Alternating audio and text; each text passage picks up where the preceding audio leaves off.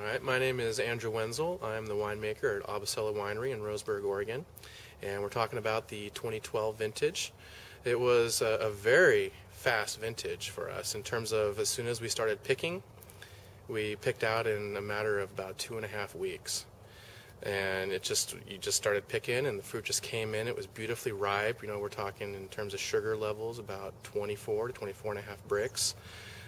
We avoided any kind of raisining issues, and just, block after block just came up to the crush pad, and we just loved it. I'm very, very happy with the 2012s. In the cellar right now, they're sugar dry, and we're almost all the way through malolactic conversion, and that's when I really start evaluating the wines once that malic acid is absent. In terms of the white wine programs, they're already cold stabilizing, and I'll be bottling those in about a month and a half. And as you're tasting through the wines, you're starting to compare it against some of our finer years, 09 or 07 or some of the really early vintages. There's quality parameters that are there that I'm just very happy about. Textures, mouthfeels, ripe tannins, really dark colors. All the stuff that you look for that point to quality is there. Yeah. So Tempranillo's what put Abacela on the map, but behind us are there's a blend of Tempranillo and Albariño plantings down here, right? There is some new plantings of Tempranillo on our flatters.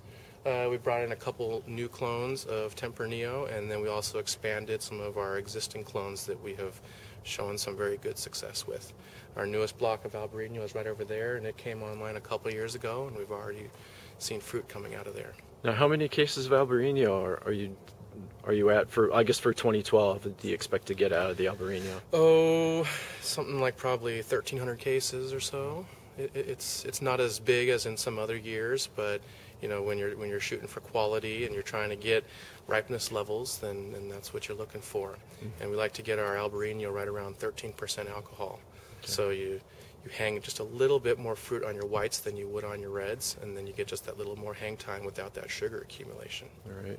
For the platinum judging for Wine Press Northwest magazine in 2012, you entered 3 wines and they all received platinum. Yes. Was there a favorite child among those 3? It was the Grenache Rosé and the Albariño and the port style. Oh, look at you, trying to make me pick my favorite kid. If I had to pick one wine, I would say it was probably the Albariño.